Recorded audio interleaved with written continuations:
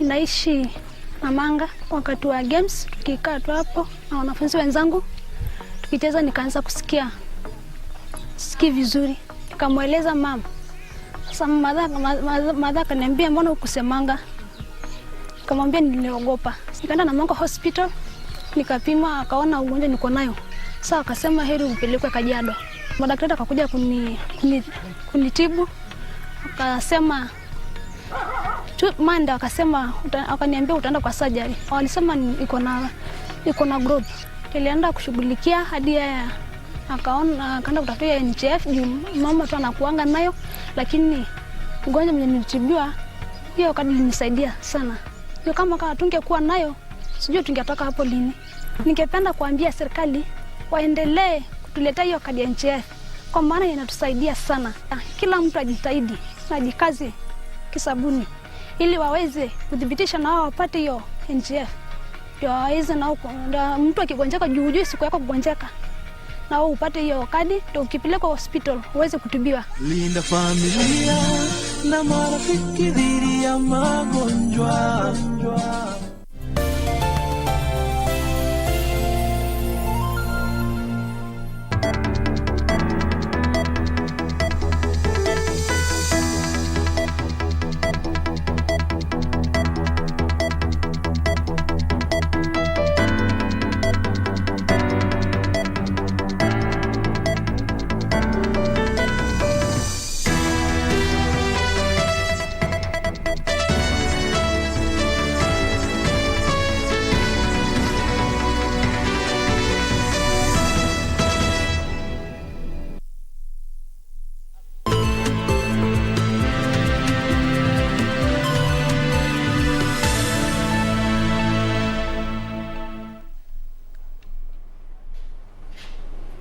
Good afternoon.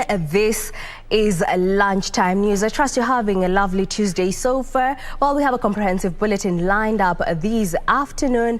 My name is Jackie Wambiru. And to kick us off, let's cross over to the political scene where former Water Cabinet Secretary Cecily Kariuki and Jubilee Leader of Majority in the National Assembly Amos Kimonye have continued to popularize the Jubilee Party ahead of the Sagana meeting and the party's national delegate conference slated for this week. The duo camped in Oljoro constituency, where they rallied residents to support the Jubilee Party under the leadership of President Uhuru Kenyatta. Elsewhere, Council of Elders of Mumin Hassan of the larger Liahan community has endorsed Abdi Kher Abdullahi Dubo for the Dadaab parliamentary seat in Garissa County.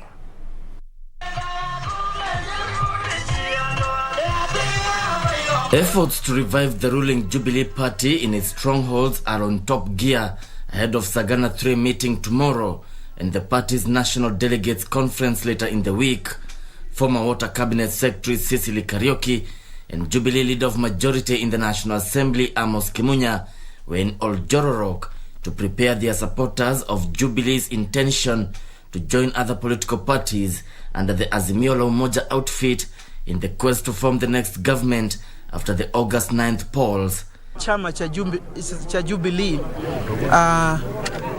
kiko hai na team leader ambao ni party leader President Uhuru Kenyatta alizungumza wiki mbili zilizopita na akasema ya kwamba yale yalimekuwa yakizungumzwa ya kwamba chama kimefa ama kimekufa, amekuwa akifanya kazi. Hawezi kushindana na mambo ya kupiga siasa ambao ni ya mazungumzo, siasa ambao si ya maendeleo. Tunaenda watu wa Mlima Kenya kupata direction kutoka kwa rais. Tutaenda National Delegates Conference ya chama cha Jubilee na tutafanya some resolutions ambayo watu wanaogopa, na tukishapita weekend hii itakuwa ni wakati wa watu waamue nani anataka kuwa Jubilee, nani anataka kuhama. On his part, Kimunya took issue with a section of parliamentarians who want to sabotage the budget making process at the floor of the house. Hakuna nafasi ya mtu yeyote ambaye anawania kiti kusema anataka kutengeneza hiyo bajeti iwe yake, sababu sasa tukifanya hivyo tutakuwa na bajeti kama 10. Kama kuna presidential candidates 10, basi itabidi tufanye bajeti 10. Tumefanya bajeti moja ikiwa ni transitional budget, na watu wauze sera zao huko nje, lakini kwa bunge baada tumia nafasi ya bajeti ikiwa ndio ya kutafuta kura. Yesho Kiwashira, Lunchtime News. Still on the same, leaders allied to the Jubilee Party say the outfit has huge potential if it can reinvent itself ahead of party nominations. The leaders, who included Ndaragwa Member of Parliament Jeremiah Kioni and his Roysambu counterpart Waihenya Ndirangu, say the Deputy President should stop taking credit of the Jubilee government's development success, as he has already quit the party. Accusing the Deputy President William Ruto for focusing on his presidential campaign at the expense of development, the leaders asked him not to take credit of any government project. Laila hakuitisha sehemu yoyote ya serikali, alimpatia mkono wa baraka, akamwambia endelea kutumikia wa Kenya. Kwa sababu tunataka umoja wa Kenya. Hata kama tunashindana kisiasa, sio kusema ya kwamba baada ya uchaguzi tusije tukapata nafasi ya kuongea. They said the Jubilee Party can still make an impact if it can repackage itself based on success. Na kwamba wakati tunaenda NDC Ijumaa wiki hii, tunaenda kuunga mkono Rais Uhuru Muigai Kenyatta na kumpatia nguvu ya kutengeneza ile coalition, na naona itatusaidia. Jumamosi atuambie tunashikana na ODM ndani ya Azimio, tunaenda huko sisi wote. The leaders claim they are aware of some quarters who want to scuttle the 2022-2023 budget. For Lunchtime News, I'm Zainab Said. In other news, a Mombasa businessman has refuted claims that he has been secretly bankrolling a certain political party. The philanthropist, who has also been undertaking a weekly feeding program in Mombasa, claim allegations are just political rumors. The philanthropist claims the corporate colors of his product is not in any way linked to a certain political party. Hatuko kwa siasa yoyote. Mtu yoyote asijitokezee akasema ati Mombasa Cement ndio ana sponsor UDA, ODM, Azimio. Hayupo kokote. Kwa hivyo mtu yote ataamua sisi hatuna rights ya kumwambia njoo ODM ama Azimio ama UDA. Imtiaz Sayan, who works for the philanthropist, says a decision to contest for a political seat is a democratic and constitutional right, and the company should not be linked to any political formation. Naomba tusidanganyane ati tuko kwa UDA, ODM, Azimio. Sisi kazi yetu kusaidia mwananchi, kazi ya hospitali. Hatukagui umetoka UDA ama ODM ama Azimio. Kwa hivyo mnaweza kutuachia sisi tuendelee na hii nini yetu. Jelis Aladi for Lunchtime News. Police have intensified crackdown on unroadworthy vehicles along Mombasa Road. The move follows reports that 42 people have lost their lives along the road in the last 2 months alone. The crackdown is in response to a number of accidents that have been reported along Mombasa Road since January this year. In an attempt to avert more road accidents, Athi River Sub-County Multi-Agency Security Team, in collaboration with National Transport and Safety Authorities, made an impromptu crackdown along the road. Don't get concerned on this because the city is this. Dozens of passengers were stranded as the vehicles they were traveling in were impounded and driven to Athi River Police Station. Machakos County Commissioner Rhoda Onyancha said 29 vehicles were unroadworthy, 38 vehicles had missing parts and equipment, 2 PSV's vehicles had no valid licenses, and 4 vehicles were defective. yale ambayo tunahakikisha ni kwamba tuna magari njiani, iwe ni magari madogo yale ambayo mtu anajiendeza kibinafsi, iwe ni matatu, buses, malori. Tunataka kuhakikisha kwamba ni magari ambayo yanastahili kuwa njiani na pia yanastahili kubeba abiria. Onyancha said the numbers of fatalities in the last 1.5 months are alarming, urging motorists to adhere to traffic rules. What we are appealing to motorists in general, especially those that are driving, if you are waking up in the morning and coming to our roads, ensure that you have all the papers that are required, and also ensure that your vehicle is serviced and it's supposed to be on the road. For those young people who are using motorcycles, we are asking them to be careful. Beatrice Gatonyangetich, Lunchtime News. And now, Kenya Nutritionist and Dietitians Institute has suspended 3 universities, University of Eldoret, Egerton University and Kenya Methodist University from pursuing internship and training programs due to non-compliance. KNDI Chief Executive Officer David Okeyo confirmed the suspension during a press briefing that was held at the Institute's headquarters in Mlolongo, Machakos County. In a bid to ensure professional training requirements are met and uplift the standards of nutrition service delivery, the Kenya Nutritionists and Dietitians Institute (KNDI) has suspended the University of Eldoret, Egerton University and Kenya Methodist, citing non-compliance. We have realized that some of the training institutions are not compliant with the training requirements, and so we have suspended the graduate from such institutions from posting due to the high risk that they may pose to the Kenyan public. Whenever we allow professionals to be licensed, they have to go through a mandatory internship programs if they're graduates, which is in the law for 1 year.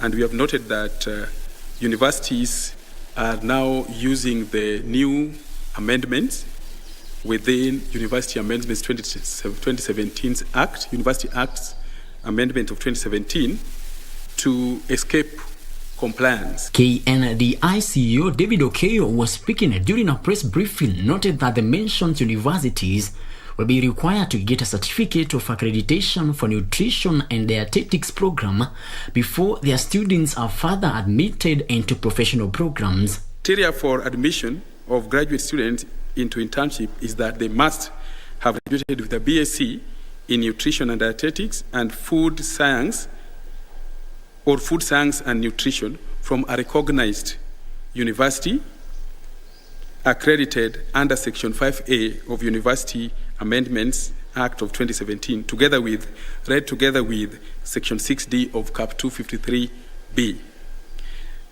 As it stands today, the Commission for University Education has not demonstrated that the affected universities are compliant with program accreditation. Students who have graduated from the institutions risk not being posted for internship nor licensed to practice as nutritionists and dietitians in Kenya. The Kenya Nutritionists and Dietitians Institute has vowed to continue engaging and monitoring various institutions to ensure they fully comply in order to ensure quality internship and training. Reporting for Channel 1 News from Mlolongo, Machakos County, my name is Frederick Mwoki. Now, still in the political arena, we cross over to Bomas of Kenya, where the Green Thinking Action Party has convened the inaugural National Delegates Convention, as well as the launch of campaigns for the 2022 elections. And now, let's listen in where Dr. Isaac Kalua, who is the party leader, is speaking. The prestigious position as the superintendent of State House grounds. As a gardener, he forever referred himself a shamba boy that has been raised up by God into a place of power. That, dear delegates, is what GTAP ideology aspires. We aspire to do that, And had my father done a shoddy job in the prison service because of the perception that that this was not worthy and it was not enough to serve the prisoners and the prison service, he would never have made it to be what he was in the country and provide government services to all indiscriminately. A kindness economy will be the fuel to providing servant leadership in Kenya and to Kenyans. Dear Kenyans, as we speak today, these GTAPs promise to you in pursuit of integrity or of service delivery. We shall groom, and I see this as an opportunity, and we're not fighting with everybody. We are not fighting with anyone. We are at peace with any political party. We are at peace with leaders of this country because we believe there is no leadership that is placed without God's power and authority. And therefore we are cognizant of this fact. We shall groom and develop competent leaders in this organization. We will provide decent choices for Kenyans across the country, be it MCAs, MPs, be it women leaders, be it senators and governors. We shall launch and execute, and this really excites me, a green scorecard to hold government accountable for every decision and every expenditure incurred on behalf of Kenyans and across all functions. We promise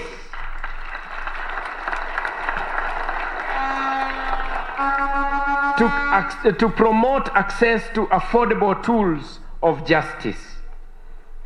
I am happy to note that we have the vibrant energy of the youth, as is cleverly seen here, and we really thank God for that.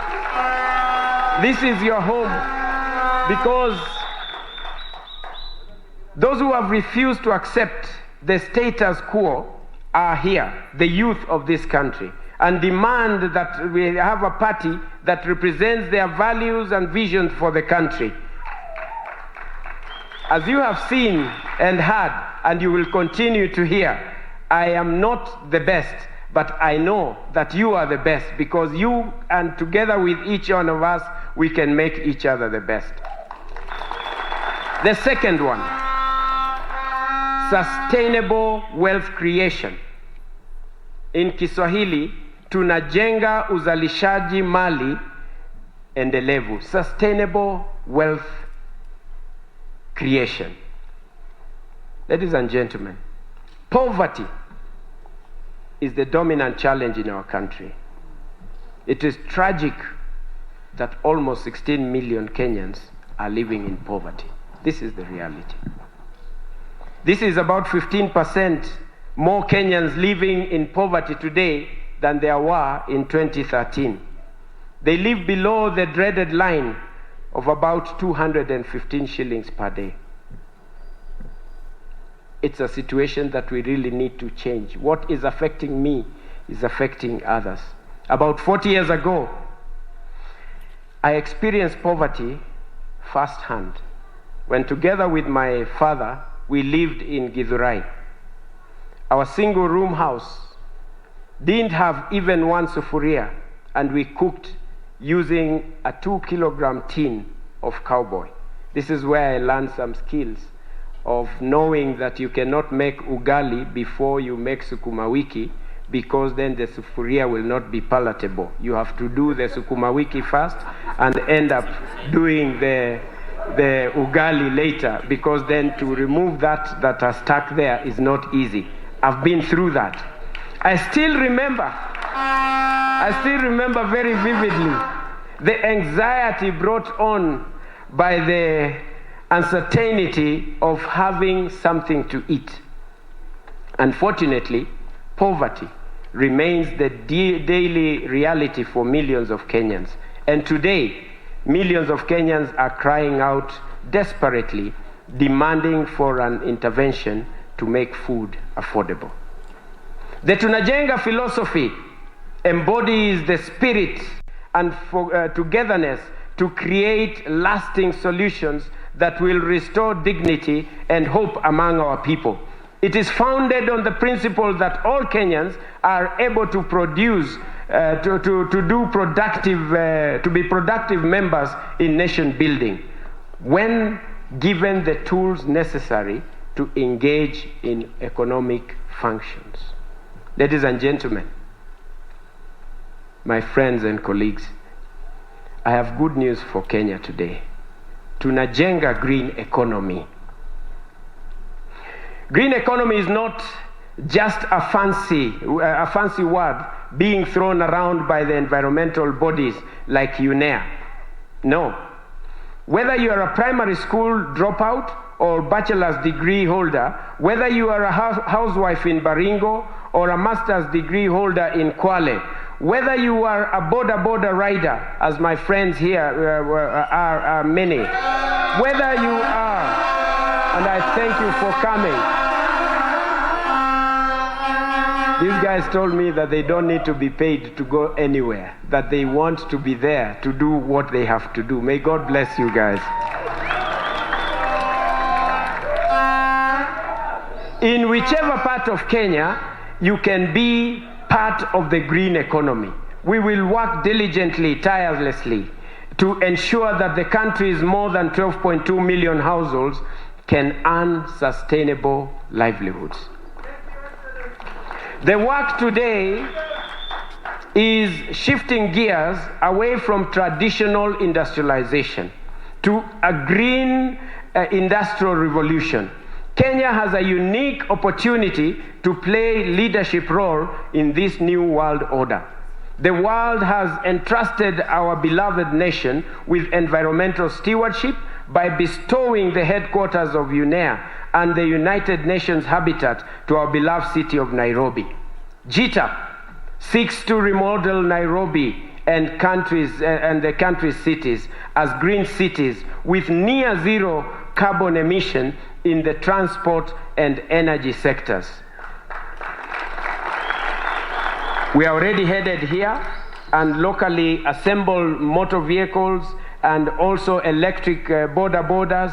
As a matter of fact, I drove in an electric car, showing that it is true that this can happen in this country. We must not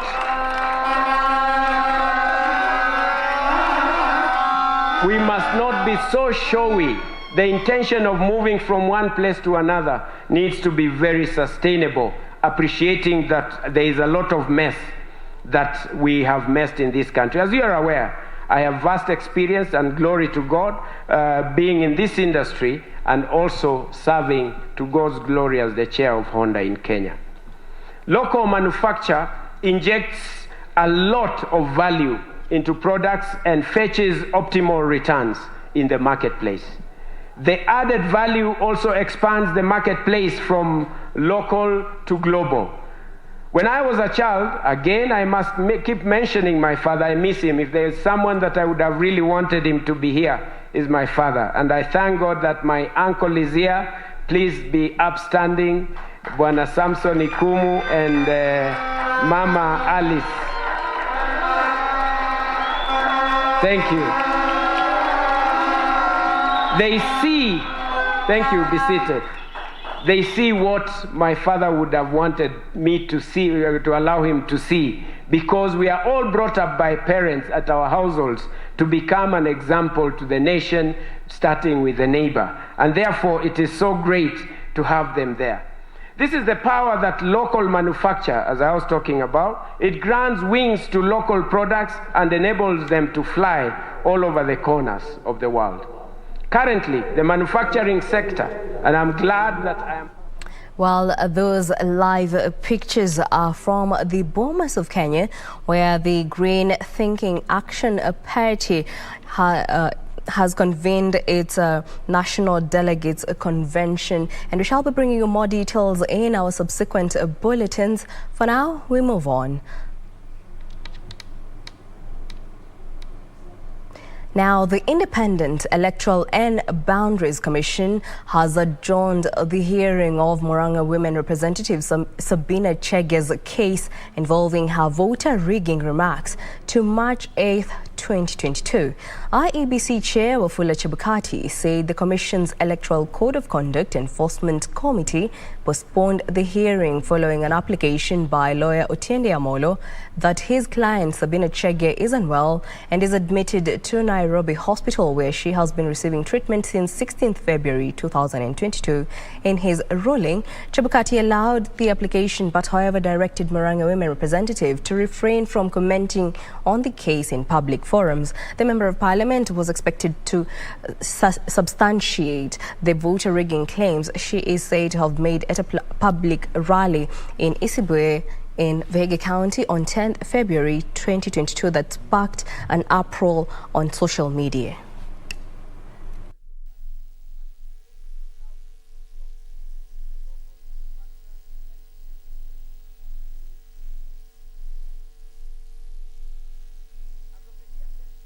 This committee has considered the application by counsel for the respondent and noted that the letter by Dr. Eric Munene Muriuki addressed to whom it may concern.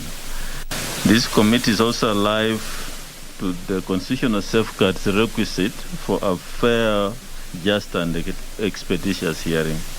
The committee appreciates that whereas the respondent is entitled to constitutional right to attend a hearing in her respect, the delay in the hearing and determination of a matter such as the present one, touching on a breach of the Electoral Code of Conduct, would in itself be defeatist of the very purpose of the code. The committee therefore gives the following directions. 1, that the application for adjournment is allowed. 2, this matter shall proceed to full hearing on Tuesday, 8th March 2022 at 9 a.m. at the Commission Boardroom 6th floor Anniversary Towers. 3, that for purposes of preserving the sanctity of the hearing of this case on breach of the Electoral Code of Conduct, and so as to avoid prejudices to the fair determination of this case, the respondent, Honorable Sabina Chege, is directed either by self or through counsel to refrain from commenting on the case in public. And now on matters held, a group of men who are prostrate cancer survivors from the Anglican Church in Embu County have embarked on awareness creation on the importance of early screening of prostate cancer that affects the men's reproductive system. The men, who are in their early 70s, shared their experiences with prostate cancer and urged men to go for regular medical checkups. Most likely have. Dr. Justus Njage, a gynecologist helping the group of men advance their awareness on prostate cancer in the area, observed that men over 40 are the most vulnerable. From the age of 40, the prostate is a problem to men because it enlarges for a long time, and it may actually stop the urine from coming out, and that causes a lot of problems. He has called upon the men to be more keen on their health and seek medical attention whenever they notice any changes within their prostate glands. We want men to be treated early when they have these problems, particularly cancer, which also kills. And it can be done by having an annual examination, either of the body or the blood is taken, and we can detect PSAs, which is prostate specific antigen. Na mimi ni mmoja wa wale wamekuwa na ugonjwa wa kansa ya prostate, lakini nilitibiwa na ikaisha. Kuwa nikienda kwa medical check-up kila mwaka, na ndio hiyo yangu ilipatikana mapema na ikawa inaweza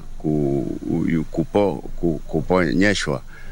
Dr. John Mukundi, the CEC Health in Embu County, further urged people to have regular checkups, adding that many people were not aware that regular screening and early detection can save life.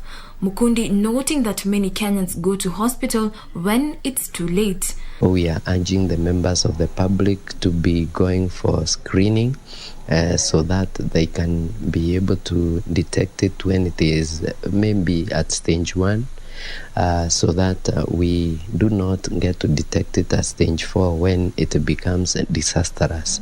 Dr. Mukundi noted that the awareness campaign was a good initiative that complements the work by the health department that has also been doing its part through increased awareness campaigns to bridge the gap that exists.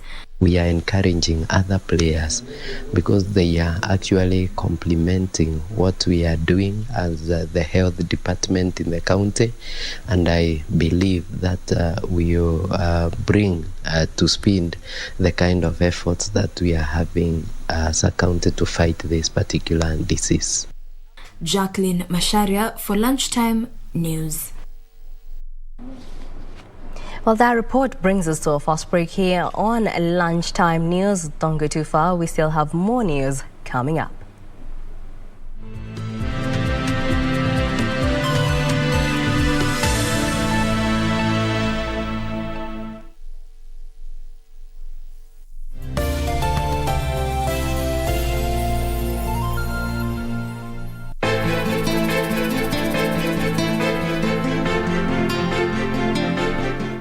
Niende niwe kule karibu ili babu Tunde akinihitaji mimi niwe wa msaada kwake. Nimekataa, hakuna kwenda kijijini. Wewe Tunde akuhusu nini wewe? Tunde babangu mimi. Kwa hivyo pia unaona nilifanya makosa. Hana haja na sisi.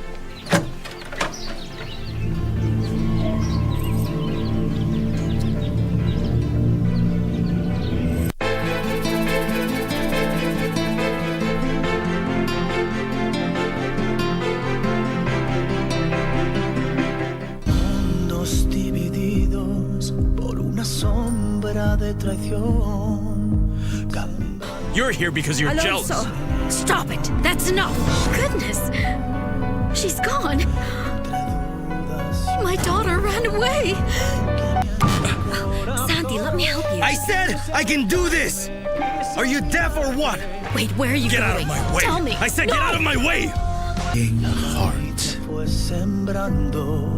El veneno y la ambición.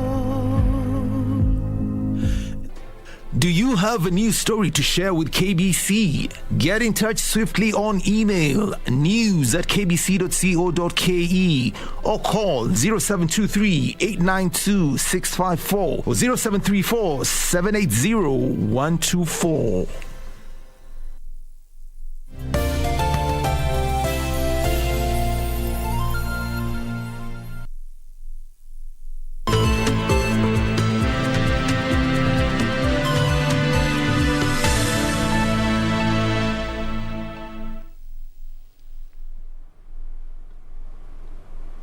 Welcome back. Now let's proceed. A section of leaders from the insecurity-prone North Rift region has faulted the government's decision to merge examination centres, citing security concerns for learners. They say it would be reckless to subject children, majority of whom will now have to walk several kilometres to the nearest exam centres without security guaranteed. They want the government to reconsider its decision. Purity Museo has more details.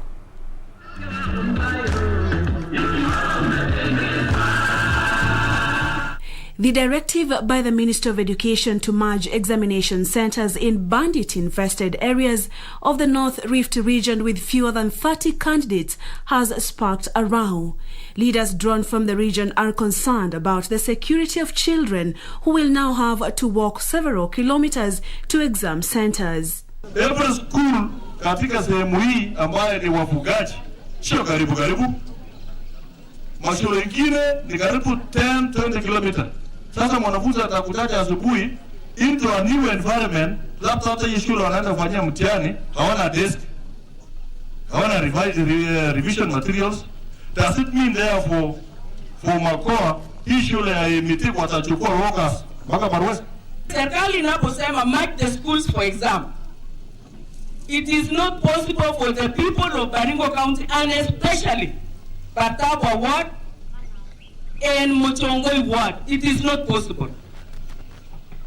Because even the schools to do the matching are no longer schools, they have been left.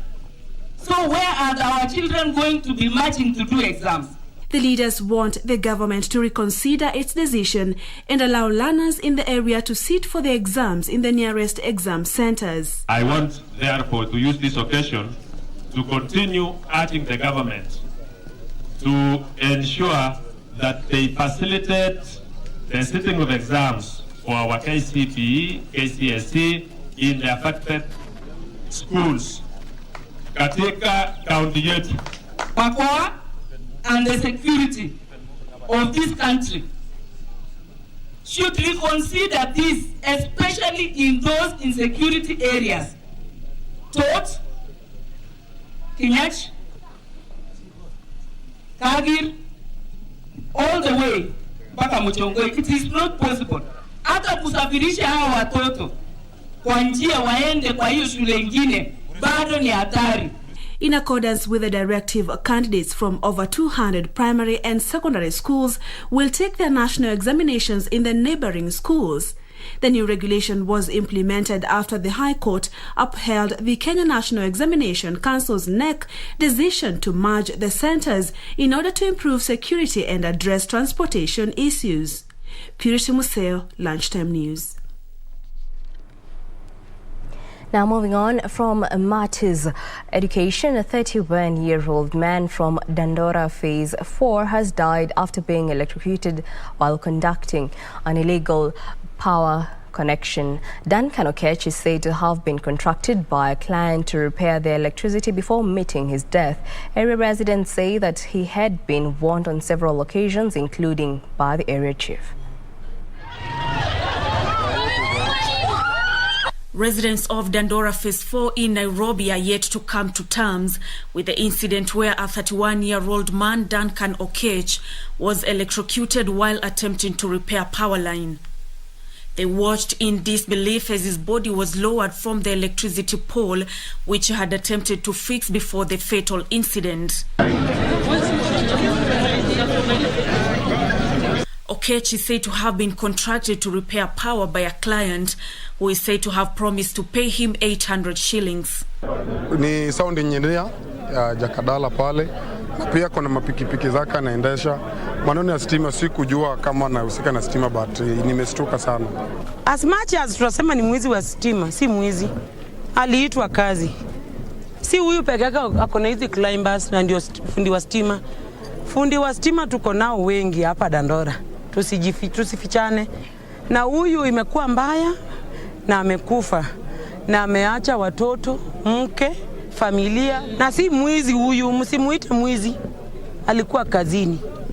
Lakini shida analeta hizi ni landlord anajenga nyumba na acha hapo, atuwe unakuja unalipa rent, stimu unalipa kando. Hiyo ndio kitu inafanyika hapa. The area residents decrying high cost of power is one of the catalysts to such risky connections that have become common in the informal settlements. Kijana kama mimi itabidi nitafute njia yote ya kukula, kwa sababu kama stima yenyewe unit moja ulikuwa unalipa 100 unapewa unit kama 15. Sasa hiyo unalipa 100 unapewa unit 3. Hiyo ni kama kuumiza raia. Because pia hata stima ikikatika response yao inakuwa very low. Ndio maana inafanya vitu kama hizo zinafanyika. Unapata vijana sasa wanaamua kujiingiza kwa vitu ambavyo hawajasomea ili wajitafutie kurudisha stima. Vijana wana kazi. So vijana kama wana kazi wanajaribu vile wanaweza pata kazi na wanapata ni hii. But serikali pia wasaidie vijana angalau wapate penye wanaweza shikilia kuliko hiyo. With this not being the first such death, area residents have been urged to desist from such ventures, even as police launch investigations into the illegal power syndicate business. Nancy Okware, Lunchtime News.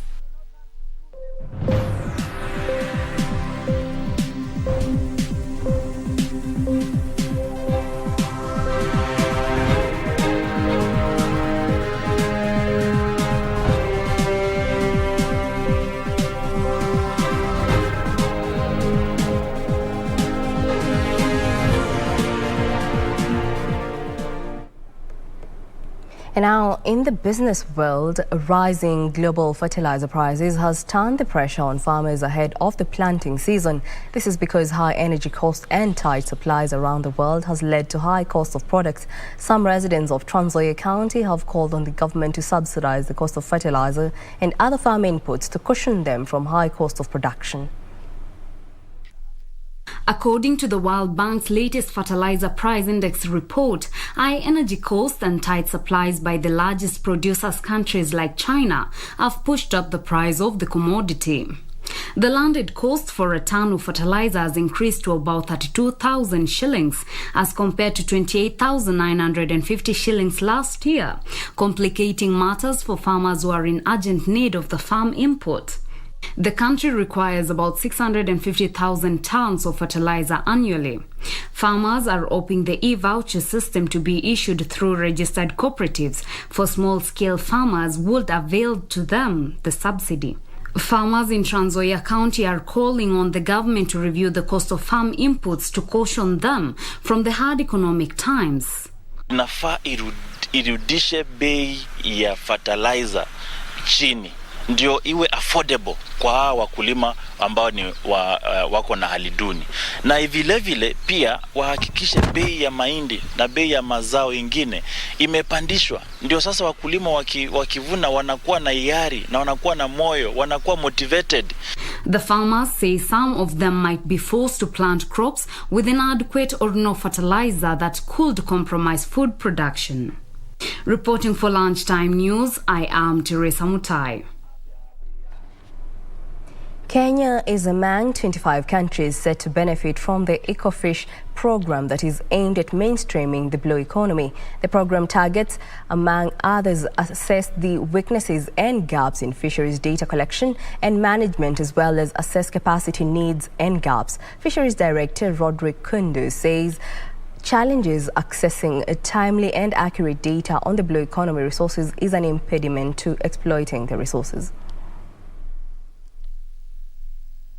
The Blue Economy Fisheries Satellite Account, it is a blue economy toolkit that is going to improve on data capture and analysis so that we get the real-time results, so that the information is used for policy and management measures.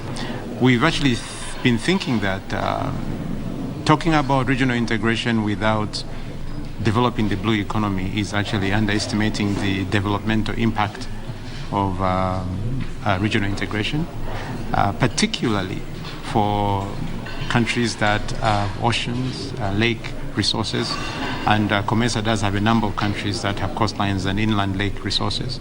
So we think that developing the blue economy is actually critical.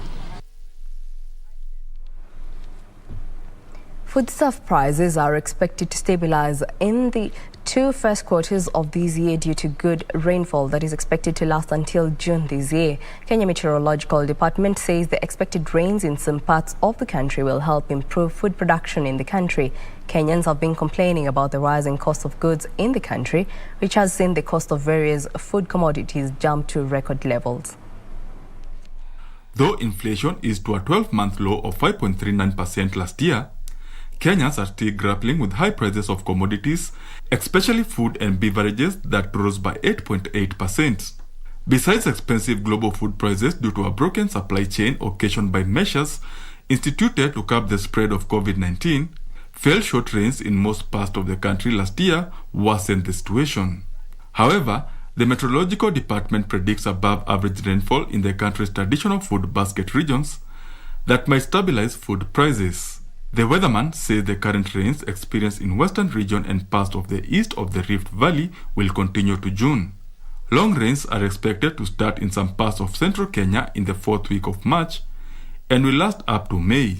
However, livestock products will still remain high as the predominant pastoralist regions will have near average and poor rainfall distribution. The weatherman wants that the degraded pasture due to the prolonged drought after failed short rains last year will take time to regenerate. This comes as livestock farmers have been grappling with high animal feed prices that have escalated the cost of production. In an attempt to lower the animal feed costs, the government allowed importation of non-GMO yellow maize. Depleted animal fodder has seen animal feed skyrocket over the past few months, with a 50 kg bag of most feeds retailing at an average of 3,000 shillings from an average of 1,700 shillings at the start of 2021, as millers grapple with scarce raw materials. Benson Roba reporting for Lunchtime News. Britain plans to boost investments in renewable and climate change projects in Nigeria and will provide £10 million of support, Minister for Africa Vicky Ford said on her first trip to the country. Power demand in Nigeria vastly outstrips supply, where millions of Nigerians must either go without or rely on expensive generators. Nigeria has the capacity to produce an estimated 7,000 megawatts of power, but due to weak infrastructure, gas supply problems and water shortages, only a little more than half of that reached the national grid. Ford said the financing invested alongside Nigerian credit guarantee firm InfraCredit will help mobilize domestic pension and insurance investments and reduce the risk for projects targeting off-grid and low-carbon ventures. The Nigerian Sovereign Fund, co-investor in InfraCredit, aims to deliver up to 250 to 500 megawatts of renewable energy capacity in Nigeria, it said in a statement. Nigeria has more than 12 trillion naira of institutional funding held in pensions, insurance and wealth funds, mostly invested in government securities or sometimes in Nigerian shares. As the world looks to transition to clean energy, Ford said the British financing will help expand opportunities for the private sector and provide affordable long-term financing from local investors to off-grid and low-carbon projects. Meanwhile, the South African rand was relatively steady on Monday, despite global markets being shaken by increased political squabbles rocking Europe and Russia. The rand has been resilient in the past few weeks despite concerns over the Ukraine situation, with high real domestic yields, strong terms of trade, and fresh reform pledges from President Cyril Ramaphosa in its favor. On Wednesday, South Africa's Finance Minister Enoch Godongwana will present the 2022 budget, where investors will be hoping for reassuring signs on the debt trajectory after the National Treasury pledged to cut the budget deficit in a November midterm budget. Finally, First Abu Dhabi Bank has made an offer to buy a controlling stake in Egypt's biggest investment bank, EFG Hermes, that values the North African lender at 18.5 billion Egyptian pounds, the two banks said. If successful, the deal will give the UAE's biggest lender access to the Egyptian investment bank's strong franchise in the Middle East and North Africa region. It will also be FAB's second major transaction in Egypt after it bought the Egyptian business of Lebanon's bank Audi last year.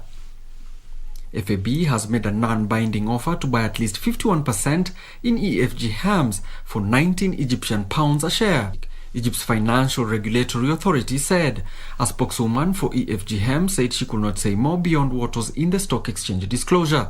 FAB said in a separate statement it believes that the non-binding offer represents an attractive liquidity event and a compelling value proposition for EFG Hermes shareholders. Public and private universities have been urged to embrace research and innovation in line with emerging global trends. Principal Secretary for University Education and Research Ambassador Simon Abukwesi challenged universities to embrace best practices to ensure the output is globally competitive and fit for development needs of the country.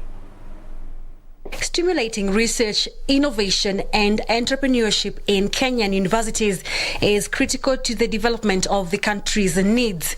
This is according to the Principal Secretary for University Education and Research, Ambassador Simon Nabukwesi, who says research and innovation encourages an entrepreneurial spirit among the youth. Speaking after opening Meru University of Science and Technology Management joint workshop in Mombasa, Nabukwesi said universities should offer solutions to the development of the country by offering courses that meet market needs. Access to education, to quality education, relevance of that quality education, competitiveness in terms of empowerment of students through good teaching, good programs, and mentorship programs. While noting that universities in the country are grappling with limited capacity to research and innovate, the PS challenged universities to embrace best practices to become globally competitive. Outputs from the university, so that the outputs from the university are globally competitive and fit for purpose in terms of the development needs of our nation. They are looking, for example, at public-private partnership. He urged the higher learning institutions to exercise prudence management of resources, mobilization of resources and planning. Caroline Jenga for Lunchtime News. And on news making headlines in the sports world, Kenya Pipeline women's volleyball team veteran tactician Paul Gitau has called on his charges to step up training as they target to reclaim the league title from perennial nemesis Kenya Prisons. Gitau revealed that the former African champions have been boosted by the arrival of KCB duo Noel Murambi and Violet Makuto, as well as former DCI players Veronica Athiambo and Caroline Sirengo.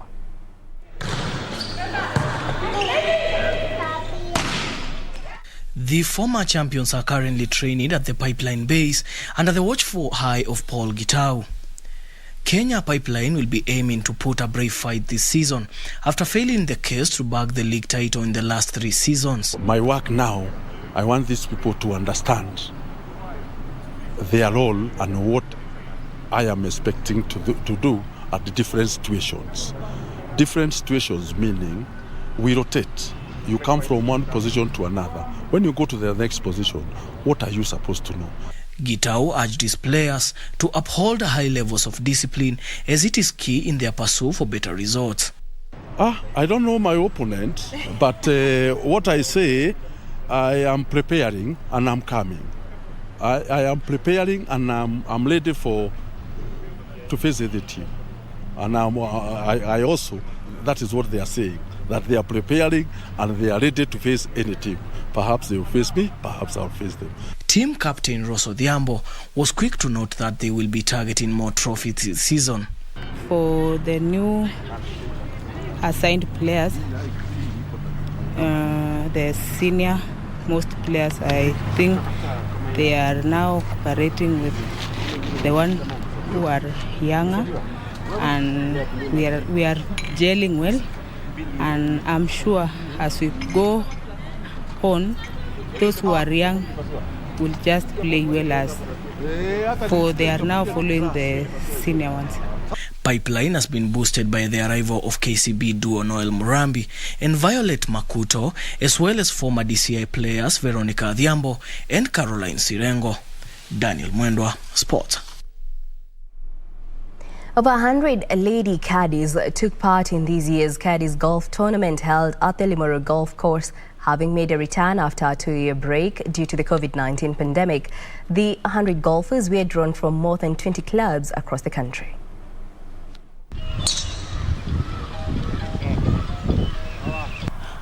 Na ule mchezaji akikuja anataka ule mtu atasaidiana na yeye kwa uwanja. Pengine mchezaji hajui kucheza pale vizuri, utakuwa unamsaidia. Kwa hivyo atataka mimi mwenye najua naelewa golf kidogo ndio tusaidiane na yeye. Kwa hivyo ni jukumu langu kujua hii mchezo ndio nisaidie mwenye hajui huyo mchezaji. If you can see, the competition is so big. It's a Marvel girl, so we come and we try and participate with the ladies and the CS of the sport. We want to invite you to come and play with the caddies, because caddies, we have a lot of talents here. They came from far, and they were given a chance to compete in a competition like this, and even somebody else noted, you can do well, and those people sponsored those ladies now to be members of the clubs.